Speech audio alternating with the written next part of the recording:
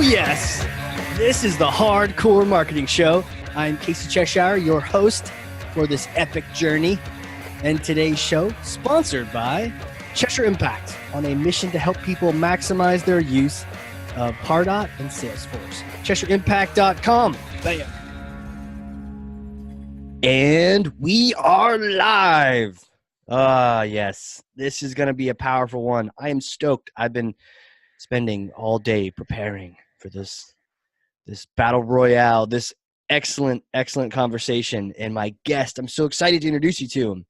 He wears multiple hats. I call him an entrepreneur. He's a marketer. He's definitely done sales, business development, even operations. He's the kind of go-to guy that companies are just like, hey, do you want to just do everything? And so he's also a Facebook ad guru. We're going to talk all about Facebook on this episode, get into the down and dirties. Customer service, he's got a neat approach to that, as well as funnels. He also has a business that is a lot quicker than our typical B2B, slow, steady. So he's got to get people's attention, keep it, and make it work. So we're going to talk about some of the motivations that he does there. He is a cool guy, digital marketing expert, my friend, and the director of business development at Classic Photography. Keith Phillips, how are you, sir? I'm awesome. Thanks for having me, Casey. Really excited about this. Yeah, I almost got lost in your introduction. I was going to let you just keep going, Just keep going, man. Just keep going, right? The joke is some people clip this part of the episode and they make it the wake up on their cell phone. Yes, yeah. Ladies and gentlemen. My ringtone, yeah. That's right. Would be we go hang out later. If that's your ringtone, you get I'm buying at that point. Nice. I'll remember that. Okay, good. So awesome, man. Glad to have you here. There's so many things you're doing. The theme for today's show, we're going to talk about Facebook. We're talking about funnels, automation, marketing, when every minute and every engagement counts, when you have that shorter sales cycle. So I want to pass you. We talked about it. Here it is. It's heavy, man. It's right. Hammer. Thor's hammer. I got it. Take that thing and smash for me some kind of marketing myth, some kind of crazy bogus strategy you bugs the heck out of you.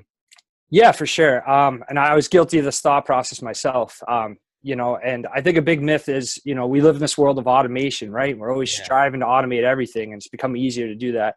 And I think just because you can automate something doesn't mean that you ought to.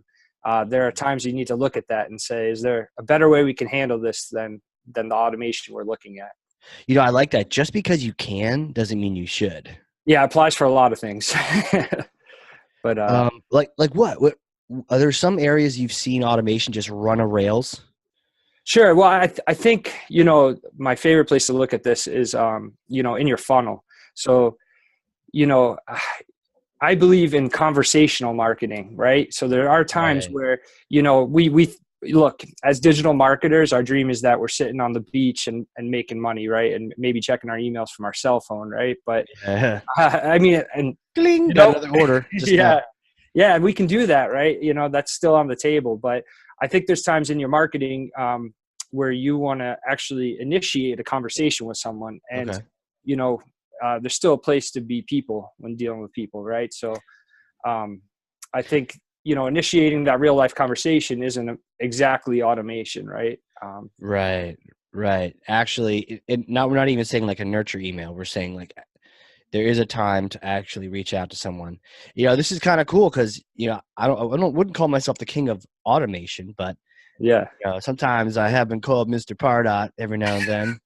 And I do love me some automation, some nurturing. But what I do hate about that is when people just automate some horrible email. And I think people forget that automation automates what you tell it, So if you're giving it garbage, it's going to be even more efficient and effective at getting garbage to more people. Right. You get out what you put in. Right. Yeah. So true that take a second look at, okay, we're automating this. Do we want 1,000x more people receiving this kind of message? Maybe you do, but maybe you don't. Yeah. And, Exactly. Same thing. I'm an automation nerd. Like from the Yeah. moment I realized I can automate things, I started looking at like, oh my gosh, what can I automate? And then what can I automate in my life too, you know? And so I'm a big believer in that. You know, we want to save time. We want to be efficient. There's only so much time in the day. You know, and time can be money in business, but you know, to talk a little bit about conversational marketing, and I guess I Yeah. would kind of get I into, love that, man. Yeah. yeah, into funnels a little bit is, you know, whether it's an email or a text message, I like to use like the 8-word, you know, conversation starter. So we send a lot of emails, right? That you're like, you know, I'm hoping to click through and buy, right? Click through and buy. What's my click through rate? What's my Right. open rate, right? Well, I kind of want to know what's my conversation rate, and it's so hard to track. And I guess that would be another myth, Mm. right? A myth is that everything we do has to be data driven, and what can we track? And you know, at the end of the day, you know, my real goal is how many sales can I make, and how can we provide awesome experience for everybody involved, the client, you know, our Right. staff, our team. So I like to use what's called the 8-word email, but you could apply it to text, you could apply it to Facebook Messenger, where you're just asking an open-ended question. And I know a lot of digital marketers' minds might like explode to hear this, but I want to write an email that just says like, how can I help you with X today? Or, hey, did you need any help finding X? Question mark. I might not even have a signature in that email. It might just say, thanks, Keith. You know, maybe it has Yeah. like a URL just to my homepage or something. So, you know, to keep it authentic, you know, in the subject line, authentic. But what that kind of email or text is going to like initiate is a conversation with a real person where they're like, wow, this person really cares and wants to know what my needs are. And Yeah. perhaps they can help me fix it. So, and look, when you're done with that, you know, that interaction, they may just end up back in your automation, right? And I do feel like automation should also always look authentic when you're talking about, you know, email, text, Facebook, whatever. But just opening up that conversation with someone can really, you know, go a long way. Yeah. You know, I thought I was the only one that did that, but I'm glad to see that someone, Yeah, and I didn't even want to tell people about it, but I'm glad you do, man. You're trying to yeah, help people out. That it's we don't talk in, we don't write these Elizabethan, 3-page, love letters to each other, right? So maybe we should, but especially customers, when they get that long email, you just see a bunch of paragraphs, it was just some kind. It's like a brochure, and how many yeah, brochures we read at trade shows, like not really. So to your point, this 8-word email, I like that. I've never heard it described. I mean, I think I've sort of naturally kind of written short things, but to hear it described as an 8-word email and with an open-ended question, I can see how that might scare some people because the response then needs to be handled. And I know some people out there who are like, well, I know there's some apps that will use AI to respond to those. I'm like, just engage with your customer for Pete's sakes. yeah. If they're engaging with that, they're people trying to give you money, like it. So, like, you Yeah, know, or trying to, you know, work with you on your product or whatever it is you're trying to achieve, right? So, that's a good problem if you have a lot of people to respond to. right, right. Yeah, no, the 8-word, it's such a huge thing. Nobody does this, and and in the way you described it too, it's not this fake looking email. Like no one ever receives a personal email from someone with a logo at the top, you know? Yeah, right. Exactly. It's like Yeah, a signal that just screams, I am some fake email from some BS marketer, right? yeah. Who heard Oh, this 8-word thing on a podcast, but then like forgot to make it personalized. But no logos, no graphics, super personalized. It's yeah. just, hey, quick question for you. Yeah, and that's automation in itself, right? Because you're going to send that to Yeah. hundreds, thousands of people, depending on how big your list is. But Yeah. the point is to initiate real human interaction. You know. But then you get those responses, and you got to deal with that, which is Right. good. It's a good problem to It's a have. good problem to have. That's Yeah. right. I mean, click through rates are great, but I think reply rates are even better in most cases. You know, again, you might follow up with a simple answer to their simple response, and Yeah. you know, and in that response, now they find themselves on your website and raising their hand a little further, right? Whether it's adding to a cart or filling Yeah. out a form, and then they end up back in your automation, which should still feel authentic. Again, I don't really consider myself a great copywriter. It's not something I've studied but I, like you just said, I try to sit down and write an email as if I was writing it to you, Casey, or, you know, to a buddy, like how, you know, make it real. Like, how would I interact with you? So Right. the rest of the automation may pick up and have the same similar tone down the road. But yeah, let's start some real conversations. Yeah, start the conversations. And once a year I invite people. There's a conference we go to, and I invite everyone to join me at it with a little 8-word email. And the responses on like a 3,000 person list or whatever we have these days, it keeps growing. It's got to be at least 50%, and those are actual human responses, not even counting the on vacation. It's amazing how many people are on vacation at any given time. You send out an email and you get like 400 out of offices. You're like, what are you people doing? Get back to work. Yeah, or I'm thinking maybe I should be on vacation. Or That's yeah, really good what call, I, good call. That's a better way of approaching it. yeah. But yeah, the responses come in, and so, but if you've got an automation where people are getting it on their own time, then you're not going to get like 1,000, 1,500, 2,000 replies. You'll get a couple as they're happening. So that's probably a nice way of if you automate that kind of personal touch, then the replies won't be overwhelming. You can Right. handle it. And but yeah, it's off the automation rails, and it's a little harder to track. But I've heard this is kind of a cool thing that I've heard a lot too. Building things to not scale. Yes. Yeah. Just okay. Does this scale? No, but that's okay right now. Let's just do this, and maybe we have an effort that doesn't scale. Maybe we just do it anyways. And not trying to always tweak it so that you can mass produce something. Yeah, you're totally right. And you might learn something in the middle of, that whole, non-scalable thing. You might learn something that is scalable, just from a response you get, or Oh, that's a good or call. just by going through the process. So yeah, you're totally right about that. You'll learn from the off the cuff, off script stuff. Yeah. Things could automate. Yeah, think about how many things you do today that you just tried randomly one day that you just didn't know whether it was going to work or not. And I Right. think sometimes we get caught in our day-to-day box and thinking about scaling and thinking about automating. It kind of, that all goes together. Like, get back to like your root, what you started. When you talk about like building campaigns and funnels, and you have these funnels that have just been working forever, like, what prompted you to write that funnel and make those steps and campaigns and sequences, and so Right. You might not know if it's a shitty funnel until you until you try. open it up, and not even a survey, just a question. Yeah.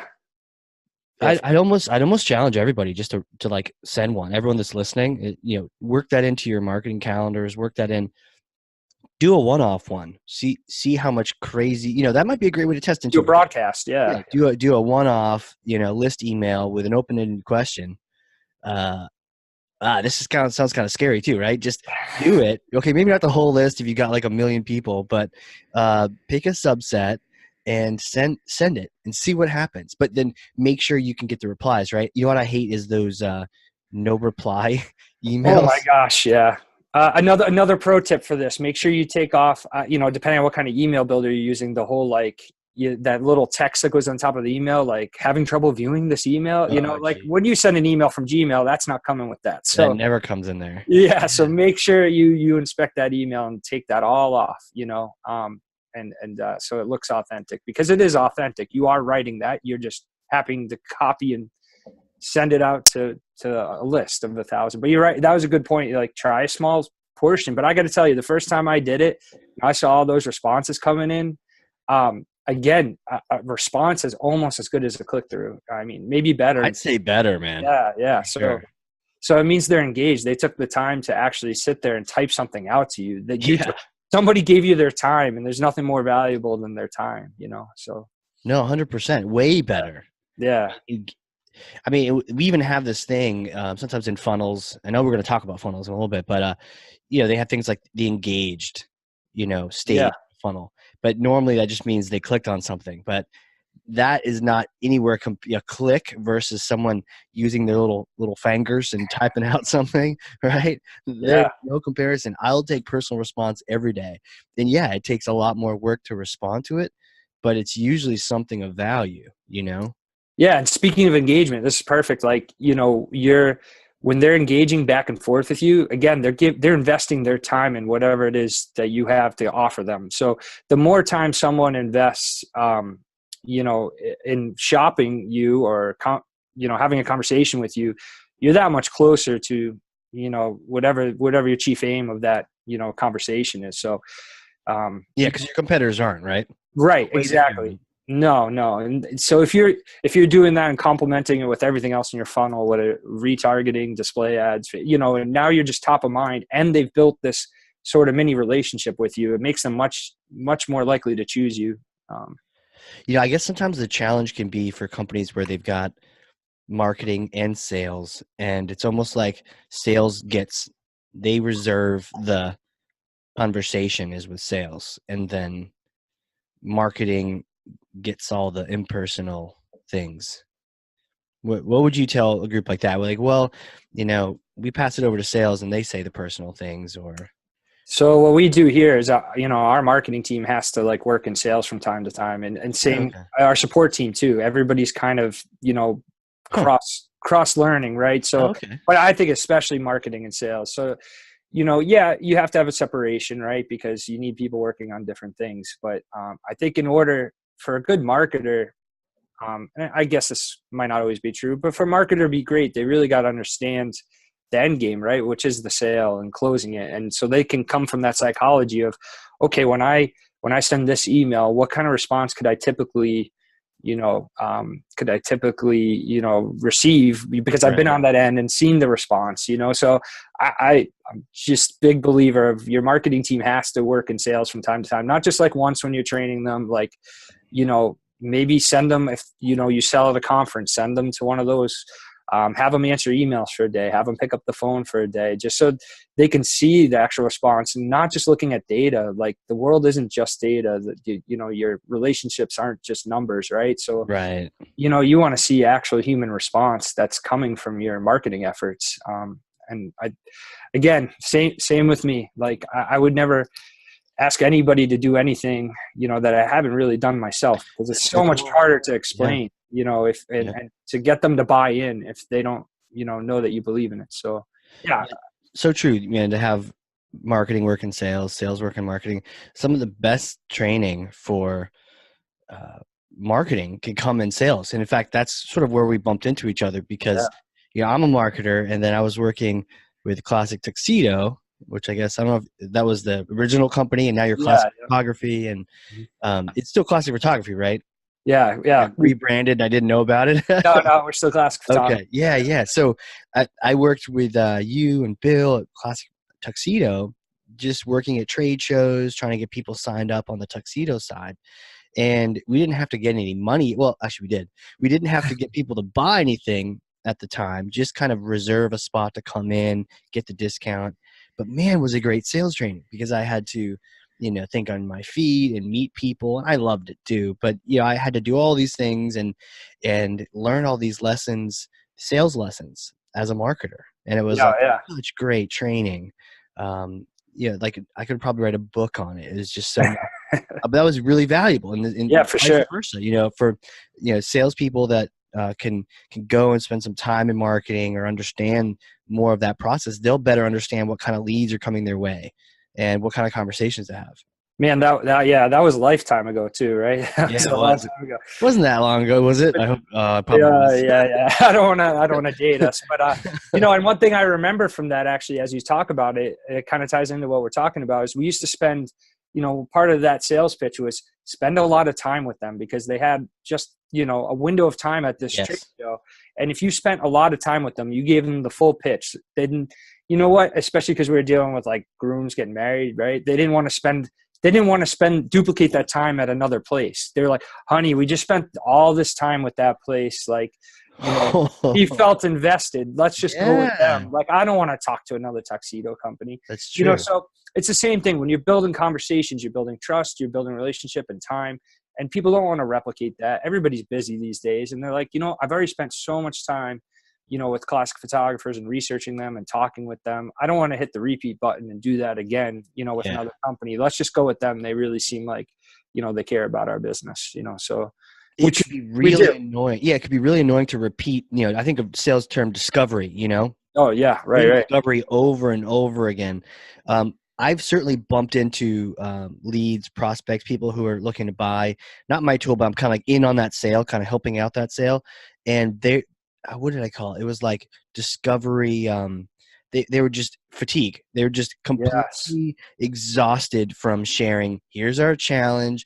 Here's our system. Here's what we're doing. We've already shared this like 90 times. It was that much harder for us, and we were like, the third people to hear this, and we had to coax it out of them. And you're so true. The first time around, you're bopping. You have all these ideas. You want to share where your pain points are at. Right. Share it one or two times. You don't even remember if you shared it with that group or a different group. Yep. Yeah, for sure. That's So that right. email could do that. Yes, absolutely. It's a big Especially if part it's of it. like, what's going on right now? What are your challenges? Or Yeah. And that's what it should be. It should be, it shouldn't be something that can necessarily, I mean, sometimes it can, but it shouldn't be something that's necessarily yes or no answer, but yeah, be starting that conversation. I mean, if you get a yes or no answer, no tells you where you're at, right? If yeah, and yes tells you, okay, then you follow up with another question. right. And that's where, a little more training comes into But play. crazy if people are answering your open-ended question with a yes. Yeah, right. Yeah, oh yeah. Do you want steak for dinner or chicken? Yes. Like, Yeah, yeah. so steak at 6, is that right? Yes. Tell me how Okay. you'd like your steak cooked. Yeah, Yes. yeah, Yes. right. You can't. Yeah. Yes. Yeah. You'd like it burnt. That's a good point, man. And I love the idea of the open-ended question too, because it reminds me of like the best video games nowadays too, where it's this open-ended world you can walk around. I think in the past, think about Mario. You had this two-dimensional. You always had to go to the right, move to the right of the screen, and the screen kept moving. And they had infinite numbers of worlds for you to die in. Whereas nowadays, some of the best video games let you go anywhere. Go backwards if you want. Go forward. There's a plot. I think of things like Grand Theft Auto and Oblivion and some of the games now, even the multiplayer ones, where it's like go wherever you want. There is a plot if you want to follow it, but there's also these subplots and these other directions you want to go, and it's so much more freeing and fun to, pave your own path as opposed to just having to walk that maybe regimented automation that somebody else has created for you. Yeah, and that you bring up such a good point because, in sales and marketing, right, we're always told, like, especially in sales, like, be in control of the sale, like already know which path you're taking them on. And because Right. that's the path to the sale. But look, I think that's another somewhat myth that needs to be busted because, you should believe in giving your client what they want. And if you just listen to them, they Right. might want some other solution that you have, and it wasn't the one you thought that they wanted. You would have been, that's the worst when, in sales, when you're not listening to what your clients want, right? And you're trying to sell them Right. something you don't want, they're gone. Oh But, god. but I can't tell you how many times, if you just listen to your clients, there might be a product that you don't even offer that you should offer. And if you hear that over and over again enough, it's like, this is what our list, our followers, this is what they want. Like, maybe we should be creating this. So Right. yeah, you're totally right. If you let them take it in whatever direction they want sometimes, and you Yeah, might. or maybe that loose guidelines, where Yeah, right. it feels like you can go anywhere you want. I think back, geek out on games like Baldur's Gate was kind of that way, where you kind of need to get out of your existing castle and go to the next one, but how you got there was up to you. So you Right.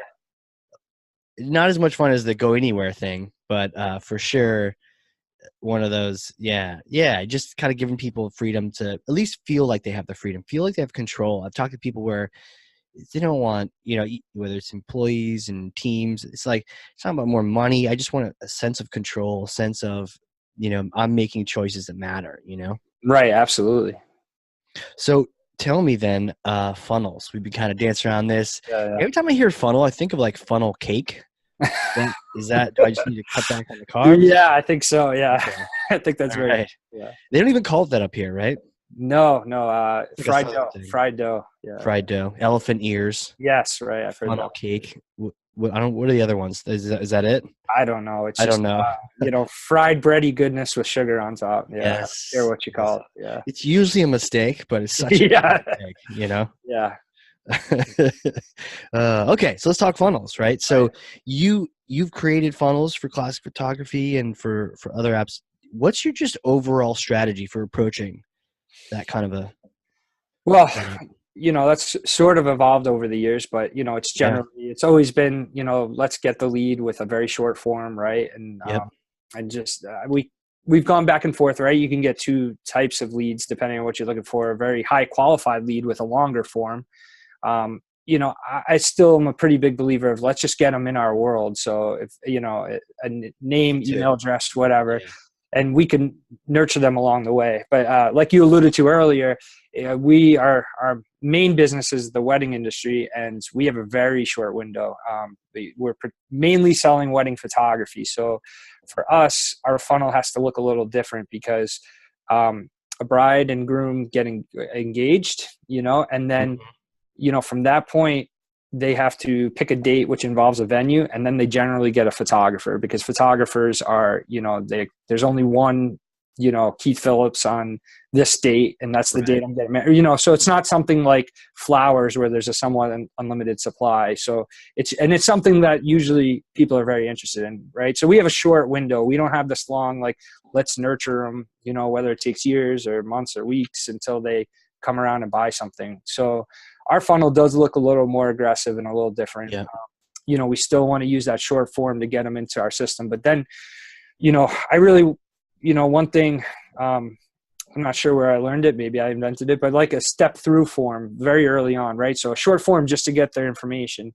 Okay. But then I'm landing them on another form, so right away. Yeah, right away, immediately. Yeah. So it's like, hey, whatever your lead magnet is, enter our contest or, sign up for our newsletter, right? Yep. And then the next one might be a slightly bigger offer, right? Whether it's, hey, where you're gathering just one more piece of information that you might need to understand what product they're interested in. So whether it's a survey, and you've already, hopefully with your forms, you could pass along the data. So anything they've already filled out, you want to make everything as easy as possible in that funnel. So we do a lot of that. Like, let's get them right to the next step as quickly as possible because we have to close them as quickly as possible. Right. And then, with our funnels, then shortly thereafter, we definitely follow up with that 8-word email. So they might get, right away. Is it like the first email, or is there more email for that? No. So we'll send like a nice, like, expectation email, I call it. Like, after they filled out that first form, hey, thank you for entering our contest, right? Here's what you can expect from us, moving forward. Like, someone from the office will reach out and, may reach out and say, hi, we have an awesome special going on this month. Check out this promo code. And, whatever that second form is, if they didn't fill that out, I'm feeding them that form. Oh, yeah. Yeah, obviously, if they filled out that form, that email they're going to get is going to look a little different. I'm going to put them in that third form I might want to see. So for us, it's like a lead magnet, somewhat of like, some sort of survey, right, to kind of find out what their needs are. And then, hey, here's all our packages. Pick one. Raise your hand and tell me which one you like. So that is the direction I'm trying to send them in. But so that first email is just kind of setting expectations. This is who we are. Here's what we do. Here's our main bullet points, whatever. And then 2 or 3 days later, they're going to get that 8-word email. So that's cool. So you're saying, I love the expectation setting because, a lot of businesses, service, retail, B2B, product, you name it. It's not usually the product or service that's at fault when there's an issue. It's usually expectations, Right. I love that you're aligning expectations up front, and you're saying, look, here's what you can expect. We're probably going to call you. We're probably going to, that special or this and that. Just kind of give them and it's probably not the same look as that 8-word email, right? It's probably more of that corporate professional. That's right. Yep. Yeah. So that way you don't blend the two. So people are like, if you kind of, I've always thought that when you blend that corporate looking email with that personal email, all it does is make both of them look worse. It makes them both more ineffective. Great point. Yeah, great point. I mean, because the one should look like you sat down and wrote it, and it really should. You are just sit down and write it and send it and see what happens, and you can split test or whatever later. But yeah, so for us, we're really trying to get to that quickly, whereas, if you're a B2B and you have some more time, maybe you want to wait on that 8-word email. I think, just, giving people time to soak in your information or your blog or whatever nurture practices you're doing, wait till you see but in our case, we just want to speed up that process a little bit. Or test it. You never know. Sometimes people are hot to get. And I hear a lot of research about people binging too, even on the long B2B sale. when they want the info, they want the info. They want all of it. They don't want to wait 7 days. True. Point test. But what I like about your situation is it's kind of this crossroads between B2C and B2B. Some people argue they don't even exist and it's B2H, but for me, I hear it's a considered sale. It's a little bit more of a high dollar value. These aren't like sneakers people are buying, right? Right. And you do it once, and it's really, really important, especially on which part of the bridal party you are, right? Those photos will last forever. You only get a one go at it, right? So you want to pick the right person. Having met thousands of brides and grooms to be, at these, you understand the importance of this, and even having been one, you really need to shop that. And so that considered sale and that dollar amount takes it out of that realm of just basic B2C. It kind of puts it more in that B2B realm, but it's a little faster of a transaction. So I don't know, it's this kind of cool hybrid. So I think there's a lot that marketers can learn from the other side anyway. So B2B has learned from and can still learn from B2C, and vice versa. B2C can get a little less creepy and learn from the relationships of B2B, right? And you're kind of this middle blend where it is a faster thing. Can they buy online? Can they fill out a form and give you a credit card and that kind of thing? Yes, we're totally e-commerce. Okay, so they're still transacting like that. They don't need to get a PO from their boss. Yeah. The missus. They don't need us to send them a contract so you're absolutely right. Some people come in our funnel and they just buy right away. You're right. They just click through and they're like, hell yeah. More of those, right? Yeah, right. Exactly. So more of those. And, but some do take a while. And, one point on the funnel, I think I'd like to hit, like you said, being less creepy or whatever is like, keep in mind, you're still dealing with a human being, right? So even though you're automating this all down the road, your responses should reflect whatever it is they've done. Don't just say, like, if they've registered for a particular package or an offering that you have, like, don't just reply. Your next email shouldn't be like, here's all our packages. Which one do you want? They just told you which one they want. Right. Like, so your email should reflect that. So, whatever sort of CRM you're using and automation tools, like, have all that data, tag everything that they're doing and put them in the separate sequences based on, even based on how they found you in some cases, right? If they click through from this podcast, your response should be like, hey, thanks for checking out the podcast. Like, did you have any questions about what we do? Like,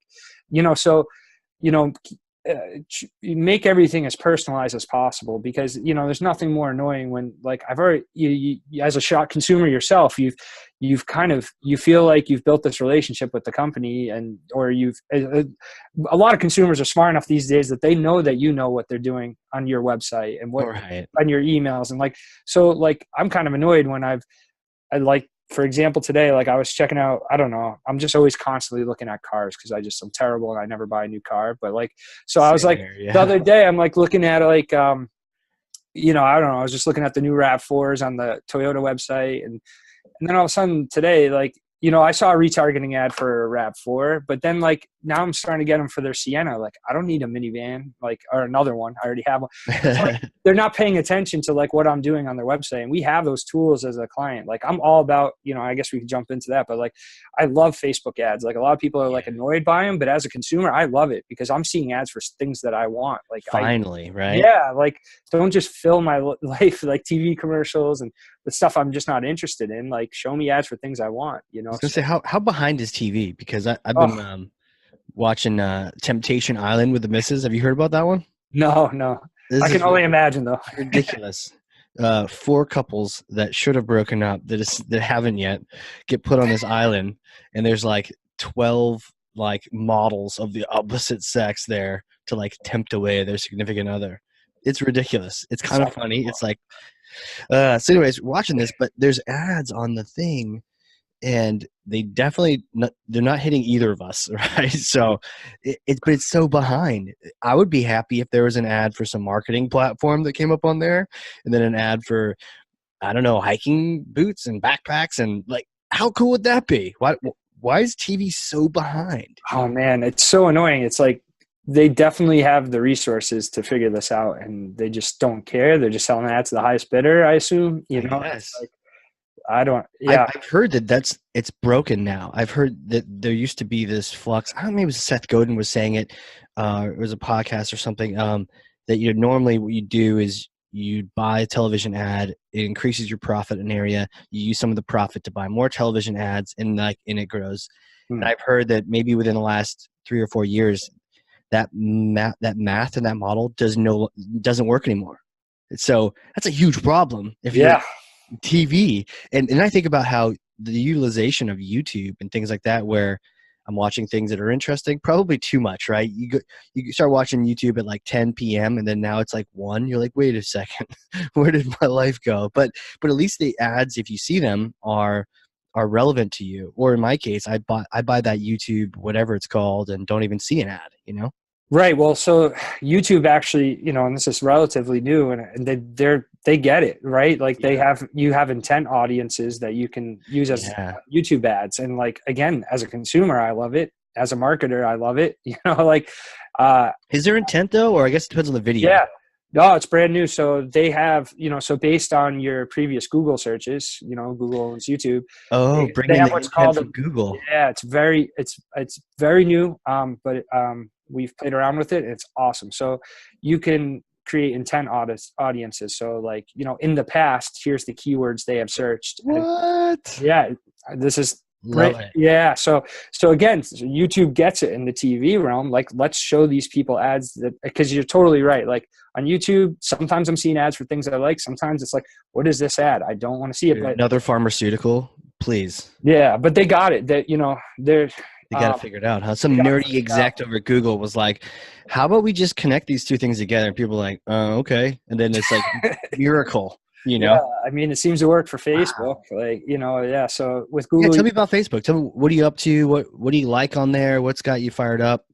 What's working? well, so, everything we talk about in our funnel, we want to mirror the same thing in Oh, Facebook. yeah. You know what I mean? So just the same thing we've been just talking about, like whatever that, our client has told us, again, we don't want to, so in our business, right? If they told us I'm not interested in, video, I just want a photographer, right? Like, there's a time and place to maybe tell them why they should consider video, right? But again, if they got real close to buying and they've told you this is what they want, don't start showing them ads for a product they've already told you they don't want. Like, take the specific ad. So in your funnel, like, your funnel should match your email marketing funnel. Your Facebook ad funnel should match the same thing. So you're taking them in and out of different, campaigns, or, maybe it's the same campaign on Facebook ads, but different, ad sets, right? So, Right. so we're going to go through different ad sets of like, okay, you've picked this product, you've told me you've liked this product, and or maybe, so you should have, your funnel should be the same. So here's some general information about us. We just got your lead, right? So you can sync your leads into Facebook ads. Multiple different ways, right? You can Okay. import your list. There's different, mechanisms to do that with automation or whatever. Or you could just use website traffic, right? If they visited just my homepage and nothing else, I want to start telling them about what I do.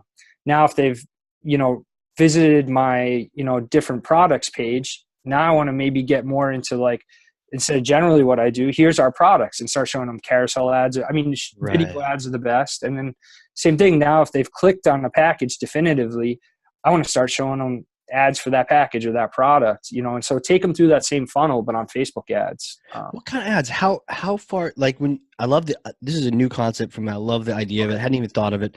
But matching your ad display to people's location in the funnel, like, makes total sense. And Yeah. I think, this is again one of those lessons we can learn from, this B2B, B2C hybrid model is, match that stuff. Do your ads, how salesy are they? Are they trying to close a deal on the ad? I'm sure you've tested many things, but closing a deal, or are they just trying to say how great it is, or maybe social proof of other people think this is the best, number one rated, whatever?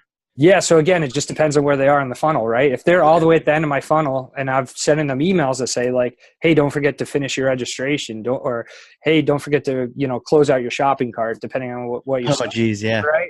Like you're sending those emails like, hey, you left this in your cart. Did you, that whole thing, right? Hmm. I'm going to have the same sort of display on my Facebook ad if they've reached that point, like a little wavy Right. emoji. Hey, how you doing there? Yeah. We saw, like, if you have any questions, let us know, but, Yeah. don't forget to complete your purchase, sale ends in 3 days, whatever it might be. So, and with Facebook, you can, you can set up different conversions, right? So whether it's add to cart, purchase, it could be any form on your website you could set up as a conversion, and Facebook will optimize for people they think will convert, Mm, those different levels. So again, take them through the same process. So, if you want to just tell them how awesome you are, like that's probably the people that just came into your funnel and never did anything else. Your right. brand awareness, right? Yeah. But you're totally right. Reviews are great. I love using reviews in ads. So real testimonials from other Yeah. clients, that goes a long way. And the conversation, we start conversations on Facebook ads. Why not have an 8-word Facebook ad?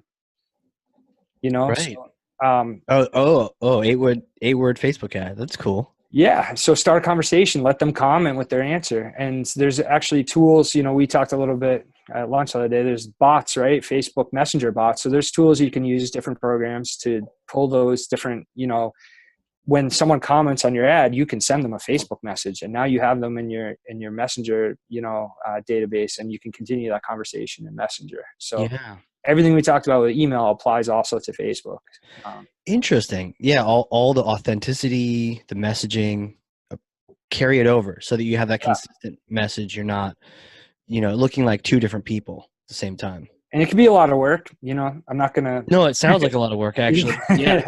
you might look at it and say, geez, I really need to hire someone to do this for me. And that's fine, an ad Yeah. agency or whatever. But Cash impact. What? yeah, Yeah, totally. yeah, Who for said sure. that? Who said that? I don't know. It's Thank out you of for your nowhere. support, man. I appreciate that. But yeah, look, it is a lot of work. But again, Yeah. just like setting up your email marketing funnels, it pays off in the long run. You have to take the time to do it. So, but match your funnels, just like, you were just saying, like make sure whatever your email, maybe you're doing SMS marketing, it should all match, and your clients should feel like they're going, through a consistent journey, not like Mm-hmm. getting all kinds of random information about you from all over. You should be thinking about like, where are they at in the journey, right? That's kind Yeah. of like a buzzword for marketing. Where are they at in the journey, and what kind of information do they need at this part of the journey? And that should match across all your platforms. Across all the platforms. Yeah. Yeah, absolutely.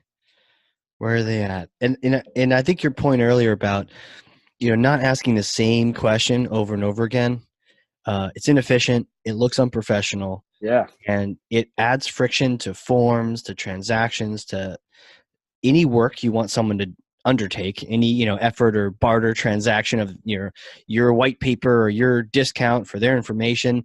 You keep asking the same stupid thing over and over again, all you're doing is reducing conversions. I think there's reports that even show, I think I read something to the effect of 1 to 3% on average, um, decrease in conversions every new field you add, right? So every field you put Yeah. on there that you don't need, even if it's a good field, is like reducing your conversions. I think you said at the beginning, short form at the beginning to get them in, at the beginning, so that you can at least capture them, get them into your funnel. Right. Yeah. And I think you hit on something, right? Like, don't annoy them. Like, one thing I didn't mention about the 8-word email is you better respond to those. Cause if you, Oh yeah. and I mean, I know that seems like a no brainer, but like, some people would get excited about this and not want to put the time into following up with those people, right? It does take time. And I know we Does. talked about being automated and efficient, but we're also talking about being successful and making sales, right? So sometimes that might take a little work. I'd rather reply to 100 emails than pick up the phone and call 100 cold leads. These are people. Oh yeah. Yeah, these people have raised their hand and said, "I'm interested." So this is a good thing. But make sure you follow up. And then you said, like, don't send the same message twice. So, geez, imagine if you don't follow up and then you send the same question 2 weeks later, and they're like, "Wait a minute, I answered you and you never got back to me." That's a quick way to lose a potential client. So Do you save their answer somewhere in your CRM or whatnot, or because getting off of funnels and getting off of automation, when you ask those questions on email, now you've got an answer that's out there in the open. Do you tag that to your CRM when you reply, or because you got to remember their answers at scale too? yeah, right. So, a lot of times that email reply isn't easily like passed over to your CRM. There are ways to do it. Again, this might be something that you might automate. That's not worth it. We use Help Scout to manage our emails. That's a great, great program. And Okay. so you can always look back at your whole conversation there and make your Yeah. notes. So, we use that in conjunction to, Infusionsoft, our CRM platform. But I hear they got renamed. Yeah, yeah. It's now Keep by Infusionsoft. Kiape. It's like Yeah, not even Kiape. That's a not good even one. spelled properly, right? Yeah, yeah. So, I'm um, gonna start calling it Kiape until but it's gonna be a cease and desist. um, yeah, yeah. They'll love that. They're really all about this rebranding right now. Right. Very But no, excited. to your point though, saving that, using your tools. Yeah. Yeah, I think to me in Salesforce, there is a way when one thing that I love to do is just whenever I reply to someone, I BCC Salesforce. It grabs that email and Yes. Right. shoves it Yeah. into the CRM. So you have the answer, and making sure the team does that as well, because to your point, the worst thing they could do is they reply, you have a conversation, then you don't remember. Maybe you don't remember because you had 100 conversations, but use your technology to remember. Yeah, and I find generally if they're responding, you're probably moving somewhere down the road. So whether you're Yeah. sending out a proposal for, a service that you have, that's going to send them off in a different direction anyway, and you'll have Right. those notes too. So, Okay. I think the goal of like starting that conversation isn't you don't necessarily have to complete that conversation manually until the day they buy. You're generally putting them probably into a different campaign, different sequence, Right. maybe even a whole different funnel that's going to be automated, right? But there was that break in your funnel where you took the time to treat them like a human being and interact with them. I'm so curious now. I think I might need to enter. Not that I want to give you a crazy lead, but I might just enter this funnel because this sounds like a best in breed, best practice funnel. Yeah, go for Set it. up. Yeah. Yeah. Hopefully, there's some automation that weeds me out. It's like you're already married. Get out of here. Question: Are you married? Yes or no? Yes. What are you doing here? The follow-up question is, did you hear about it on the podcast? Are you just trying to Yeah. you Are just you trying to go trying through to this check out our funnel? funnel? Because you could Yes. have just called me. I would Okay, have told cool. We'll put you through it, but we won't, Yeah, yeah. we won't spend money on you. Yeah, please don't waste any money on my ad spend. Yeah. Yeah, right. Yeah, totally. Don't click on my ads. Yeah. I think I used to do a training where I would teach people about AdWords, and I'd have them all Google. And it was like, it was like mesothelioma, because back in the day, the AdWord click on that was like $100 a click, Oh, no. and it's just crazy. That's cruel. Yeah. It's so cruel. AdWords cruel hashtag. Yeah. Yeah. Right. Well, this is cool, man. Hey, who are you? Because I know we've worked together, but I don't. What's your background? Take me back to little Keith. Like how did you become this multifaceted operational marketing, sales, biz dev genie? I Yeah. should have said that at the beginning. Should have been a better introduction. Genie. Yeah, I mean, I guess I've been an entrepreneur my whole life, man. Like I had lemonade stands at age 5 and 6. And Did you like paint the thing or draw on no, cardboard? no, no. I just put up like my little tykes picnic table with a sign. That's the one with the orange legs that kind Yeah, of exactly. Yeah. My graphic design skills aren't my strength, so there'd be like some poorly written sign that nobody could read. But hey, Right. your kid standing out there with a jug of lemonade, people know who you are, right? Right.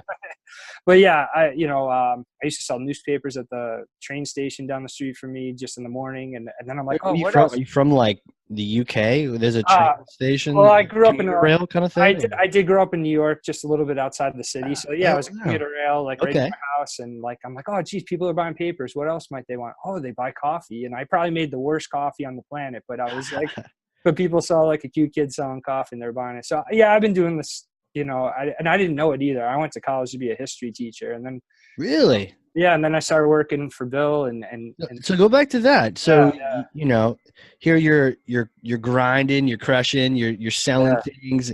You probably had that thick Brooklyn accent, and you're just selling things left and right. And then you're like, I'm gonna go to school for history. What was that about? I don't know, man. I love history, so I thought, in high What school. kind? Do you have a favorite area or U.S. No, it's world? pretty general. Yeah, world Yeah. history as I made my way through college and just thought, I'd teach high school history, probably general world civ or something.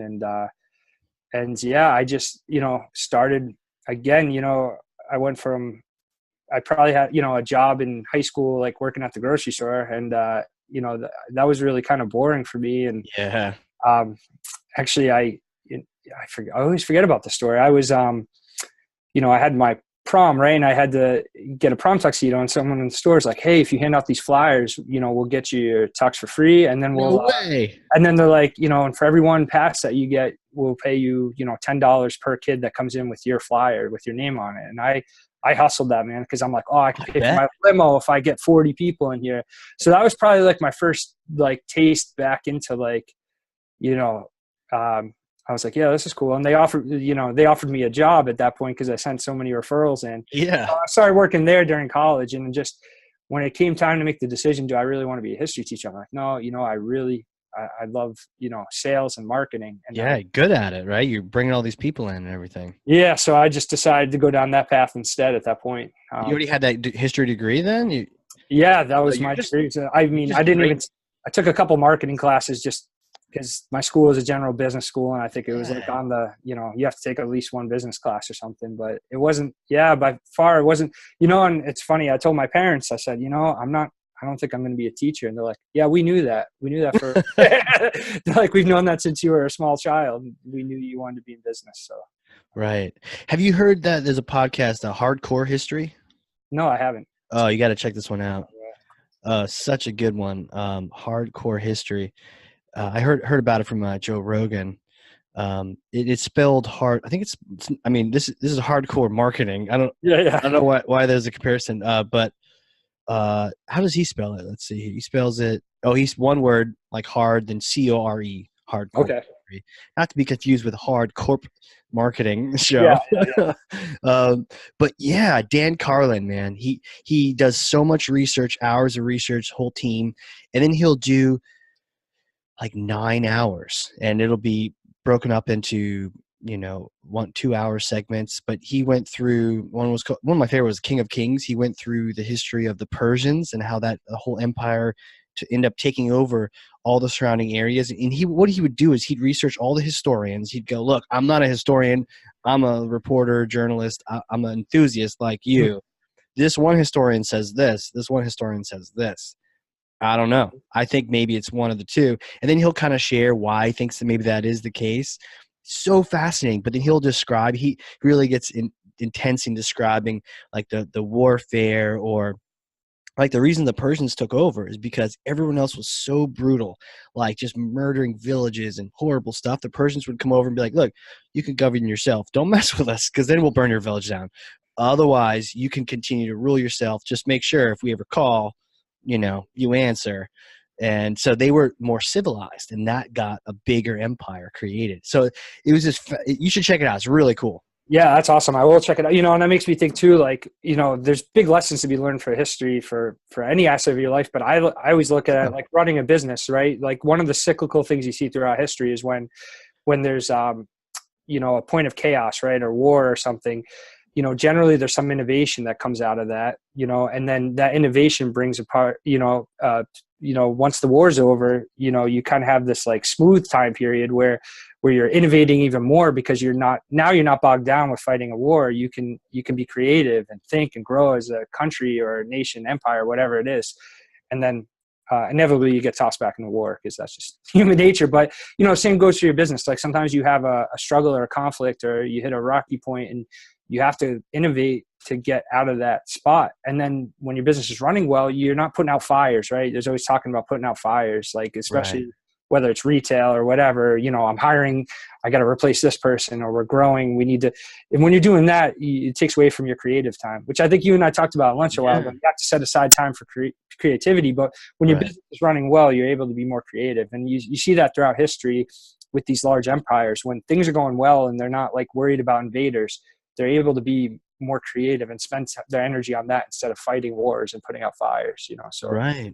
there's a Right. lot to be, learn from history. That's a really cool comparison. I guess I had never really compared that, but that's why I love asking about, what you did in school, or what were those passions, because you're right. Like there's no one else like you that has had that history, the lemonade stand, the newspapers, the history degree, and then marketing and biz dev and that kind of thing. So there's lessons to be learned there. And I think you're right. There's the times of chaos, the innovation to rise above, either crushes you or you rise above it with that innovation. And I Yeah. think about the Egyptians, right, who were kind of, because of their geography, in this sort of isolation, super plentiful because of the Nile, but then around them is just like desert. No one really messed with them for so long that they were able to be more peaceful. And they might go raid the Numidians and just pick on Yeah. them a little bit. Little But things. that wasn't really a war, and so Yeah. it was like they were able to develop the writing and math and those kind of things from that. Yeah, for sure. Huh. So same with your business. You got to look, how do we get out of putting out fires and and how to, and again, how to be innovative and creative. How can we get ourselves to that point? This is anything else in there, the sort of history that you sort of, or the study of the past. This is interesting, this, password looking, but then using that into your innovation. Yeah, gee, I don't know. You kind of put me on the Put you on spot the a little spot, bit. I Yeah, know, yeah. But but yeah, no, I mean, for me, it's mostly, yeah, looking at those things. And if you look at like some of these successful, like, Egypt was a great example of successful empires. Like, what is yeah. it that what is it that allowed them to be successful? And I think you can apply it, right? Like, I got to be honest, I have it. I've never read it, but like a lot of people in business read The Art of War by Sun Tzu, right? And Oh yeah, yeah. I don't know what he teaches in there and why it's important to business, but I know a lot of people look at that and use Mhm. it. And some people, conversely, some people look at, Machiavelli and The Prince and think that that's a good way to run a business either. And I think, That's a different kind of business. yeah, that's a Like different, right? that's a So I think like, regime you're running. so you Yeah. got to look at how you look at it. I mean, ethics always, now we're getting off way on a topic, but I think Yeah. ethics and morality, have to take a place in your business too. And to tie it back in, to our conversations, like I think treating people like people and your Mhm. prospective clients and your clients, being empathetic and looking at that part of society and history, and the real success, and not Yeah. just like these cutthroat, like, city states that rose up, or like, Yeah. or yeah, sure, not to get too crazy, but you have all I get those, crazy, man. This is yeah, all a those like, marketing show, man. yeah, wild empires, like whatever. You could look at, communist Russia and all the bad things they did to get where they. Sure. So look at your business. Are you making cutthroat decisions to make short-term gains? Like, that's not a way to live your life either. So I like to look at that Oh, too. Like, who, what is it? What sort of influences in history and society? And then how do they not only be creative and innovative, but also in, a moral and ethical way too, I think is a good way to tie it all together, yeah. like how to, successful Yeah, track. you bringing it up, it's almost like your lens is this like historical lens. So you're able to see whether it's a country or society or even a business has a history. And it's almost like because you've seen so much history, you're able to sort of extract the bigger picture from those histories. And so, this, is a company acting like, a communistic state? And it reminded me, I was talking to a great dude in Israel, actually, Tal Paparin. He was on a previous podcast. I should definitely introduce you guys. He's really cool. He's like former Israeli army Oh wow. dude. But he was sharing with me one of his clients he picked up. Um, he didn't know this. They're like, we need help because we have a bad reputation. And he went with the CEO of this company around a trade show floor. And, I'm thinking about you and I, our trade show, we're walking around in a tuxedo, we're closing deals, it's all great. But he goes around with the CEO, and they get to the first booth, and the person goes, "Oh, I know who you are." Not to Tal, but to the client. He goes, "I know who you are. I've heard about your company. I want you to know we'll never do business with you." Wow. Now, just out of the blue. And so they go to the Yeah. next booth, and the next, and the next, and all these booths are like, we know who you are. We've heard about your reputation. It's like, oh no, what happened? And you're right. They were making decisions. They were selling stuff and not delivering and over promising. And they were just making all these bad calls, like a bad historical nation. And it came up to bite them. They had to, man, all the things they had to do, they get rid of the whole leadership team. They had to rebrand, rename everything. It's basically a new company by the time they were done with it. Wow. Yeah. And so true. And I think you said earlier, like sometimes you can't come back from it either. So Right. you got to look at the decisions you're making and ask, Yeah. is this good for the long-term stability of what I'm trying to accomplish? So Right. Right. So what are you doing when you're not crushing your funnel game? oh man. You got a family right behind you. Yeah. So, so I have 6 children, so that keeps my Yeah. wife and I pretty busy. And yeah, and they're all young, so Right. that really keeps us busy. Do you look at families with 2 children like mine and be like, you guys are weak? No, everybody has a different Especially situation. when we complain like, oh no, 2 children, so hard to manage. Like, psh, please, I got 6. Yeah, no, I remember Son, when we had 2 share. children, it seems difficult, so it's just Yeah. it's a phase in, right? Everybody's always like, oh my gosh, 6 children. It's like we didn't wake up one day and have 6 children, like, we went from 1 to 2 to 3. That's true. It's I will say, like, by the 4th or 5th, it is like, I heard Jim Gaffigan say once, it's like it's like you're drowning and someone hands you a baby, but but you don't drown, you make it through it. So yeah, it's a lot of fun, man. I think you could even look at your kids and there's a lot to be learned. I try to learn something from everything. And Oh, cool. it's funny, I already see, some of my boys, I see they have that same entrepreneurship, and it's a little scary already. They don't know, because being an entrepreneur isn't easy either, right? It could be stressful at times, but we are addicted to it. I heard someone say once that entrepreneurship is should be considered a mental disorder. But anyway, yeah, I already see them trying to sell pictures they painted and 4 or 5, doing small things like that. But yeah, man, we like to get outdoors. We like to hike and kayak. We like to play baseball and music. We were pretty involved in our church. And just, actually my wife homeschools too. So that makes it all even She's a little busy. So you get to play all day essentially. Yeah, right. I know. She's actually doing work. I know. I wish I was actually a little more involved with it. Yeah, here I am having a chat with my buddy. Right. I love. And so we're pretty busy at this season of life, as they say. Jeez, I'll say, wait till they get into scouts or something. They're hitting the neighborhood selling candy bars or something. You just take the city over by storm, just. Oh man, I did that too. Candy bars. I sold. I signed up. They used to have those magazine mail order Christmas cards you can sell door to door. I did all that, man. Always selling something. I always wore a uniform just because I'd get more. Sometimes you get tips. Yeah. They're like, here, keep the change. Here's $20. I just want one chocolate bar. Cool. And then the question is, do I want to use that to buy 20 chocolate bars, or do I just want to keep the $19? Either way. Well, it was hard not to eat a chocolate bar along the way as you walk around the neighborhood. That's true. Did you ever see that? There's an old Beavis and Butthead, which apparently I wasn't allowed to watch as a kid, but somehow I saw this episode where they were selling candy bars for school, and someone had $1, Beavis or Butthead, and then he sold one of his candy bars to his friend, gave him the $1, ate the chocolate, and then the other guy bought a chocolate bar from his friend and gave him the same $1 back. And they kept passing this $1 back and forth until eventually they'd eaten all the chocolate, and they only had $1 to show for it. And they turned that in. Their teacher had a aneurysm or something. It was a great episode. Oh man, I'm sure there's a lesson in economics there if we really thought it through. Right, we could write a blog post on that. Yeah, that's great.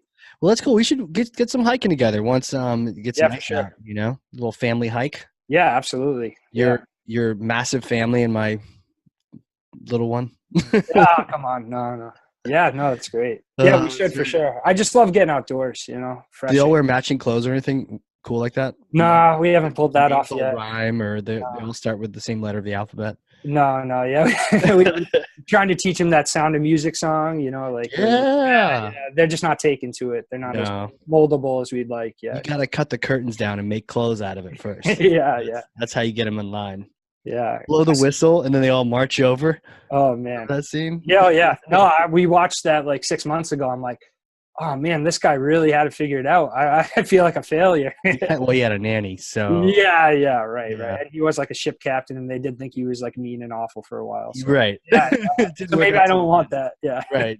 I hate that. Yeah. I just want to blow a whistle and they all line up though. That would be cool. Yeah, that would be really cool. Maybe you can show it off next time we go hiking. Yeah, I'll work on it. Hey, Casey, watch this. Boop. Right now, I got them trained, so if I say touchdown, they all put their hands up in the air. Yes, that's a good one. Yeah, I did that when they were little, to get them out of when changing them or something. Yes, 2 touchdown. But I somehow lost that along the way. So yeah. You know what else worked this morning? Actually, bacon. There was some bacon cooking downstairs, and I just went into their rooms and kind of got close to them. And I was like, I smell bacon, and the person's like, I smell bacon too. I was like, no, you're just dreaming. I'm gonna go eat all the bacon, and they just all got up. There's no oh, let me sleep in bed for nope. Zoom right downstairs, bacon. Yeah, that's an easy way to get them up for sure. Yeah. Well, this is cool, man. What are some of the links? Where can people find out about classic? I would say classic tux, classic photography. Linked up with you. What are some of the good places they can connect? Yeah, so classicphotographers.com is our URL. So definitely check that out. Just weddings or anything else? No, so we actually just launched a few months ago. We will do family photography too. So we do. Oh, cool. 1 hour, 2 hour, 3 hour shoots. So it's kind of like a come to you. So, get your mind out of going down to that old, studio and get your Golden picture. Mills. Yeah. Don't do that. We'll meet you at the park, the beach, wherever. Oh, You cool. go on our website and say, this is where and when we want the shot. Pick your photographer and then they'll show up and shoot that for you. And we deliver all the pictures and reprint rights back to you, which is pretty huge. So we're very excited about that. Cause it takes us out of the wedding, world. And is that local? Is that nationwide, or what are the areas? Yeah, nationwide, actually. Nationwide, great. Yeah. So I'm listening to this in Arizona, and I can just hit up classicphotographers.com. Yeah, we have awesome photographers in Arizona. So sick. Yeah. So that's our website. You can find me on Facebook, Keith Phillips. Find me on LinkedIn. Cool. Yeah. And you don't do Twitter yet? I don't do Twitter, because I've always been in this B2C world, and Twitter hasn't really worked for us, and in terms of promoting our business. So I just really haven't paid much attention to it. Mostly it's a complaint line for B2C, right? Yeah. So it hasn't been something I've paid a lot of attention to. I think I have a Twitter handle. I just haven't checked it. We'll work on you. We'll get you out there. All right. Awesome, man. Well, we'll put these links in the show notes too, so people can click through. Okay, cool. Classic photography. That's cool. I didn't know you did family photos, so that's opened up to that. Get out of the wedding. Do weddings too, of course. So if you get married, you listen to the podcast. But also if you just want to get that family pic. Is that one behind you? That one's pretty old, but yeah. My sister took that. So, okay. Right. But yeah, so we, my sister's an awesome photographer, by the way. Give her a little plug. So, okay. But yeah, so she have like a site or anything? Yeah. So it's Chelsea London, actually. Check that out. Okay. She does some great work. So, sweet. But so our kind of idea is, let us be your photographer, not just for your wedding, but for your lifetime. So, shoot your wedding, shoot engagement pictures, family portraits. You need a headshot, we'll do that too. So cool. Cool. I definitely think I need a photographer following me around like 24/7, just every day. We could do that too. Yeah. Paparazzi. Awesome, man. Well, thanks so much for coming in and hanging out with me and chatting, sharing some of your funnel wisdom and voodoo knowledge. Yeah, you got it. Anytime. This is fun. Awesome. And everyone else out there listening, if you learned something, share this with someone. I know you did, because I've got pages of notes over here. So, that 8-word conversation starter, I don't know if I want anyone to share that with anyone, but share with only the people you really like, because I would abuse that. But that's really powerful. That actually works. But yeah, get this episode out to other people, share it with them. But other than that, thanks for listening. And this has been a Hardcore Marketing Show. We will catch you all next time.